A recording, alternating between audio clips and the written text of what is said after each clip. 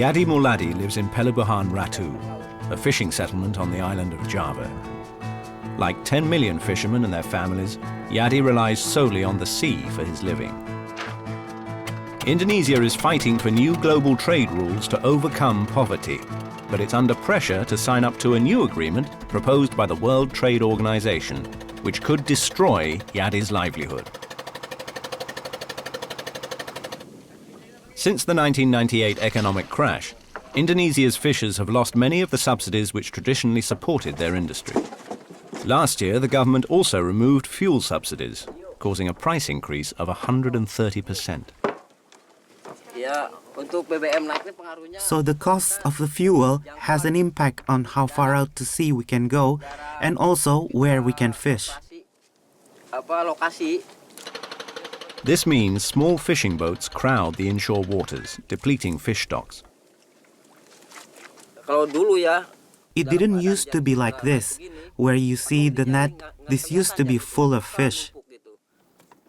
Fisheries is too vital and too fragile a sector to be looked at only from a trade rules angle.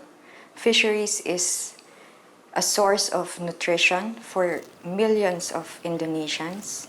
It is the source of livelihoods for many communities in Indonesia. It is also a fragile ecosystem that supports other ecosystems in the country. But it's not just traditional coastal fishers like Yadi who are facing competition. Indonesia has started to open up its fisheries to industrial fleets from richer countries like Japan and Taiwan, which are heavily subsidized by their governments and use highly technical fishing equipment. When these fleets export their catch, they are exempt from paying 10% sales tax.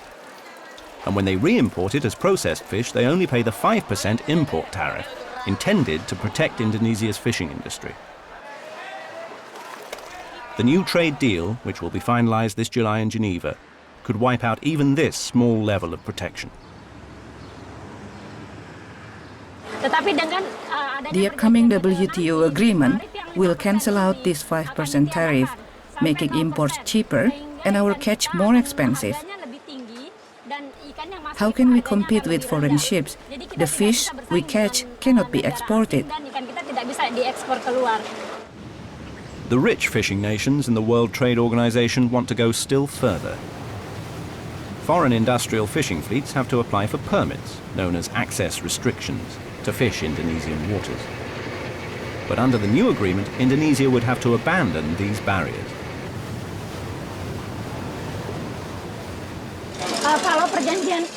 It means there won't be a limitation on catches by foreign ships. There won't even be boundaries close to shore. They will exploit existing fisheries, including young fish, preventing the regeneration of fisheries. They will vanish along with the destruction of coral reefs by those big ships.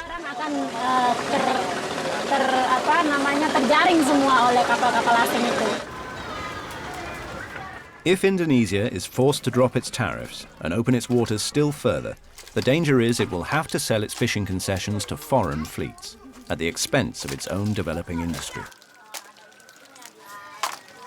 We believe that a country like Indonesia should be able to have the ability to use whatever measures there are to protect and to develop this industry for the benefit of small fishing communities and Indonesian fishers. If free trade does happen soon in the waters of Pelabuhan Ratu, we hope the government is wise enough to pay attention to the people at the bottom. Janganlah kita melihat dulu masyarakat dari bawah ini dulu.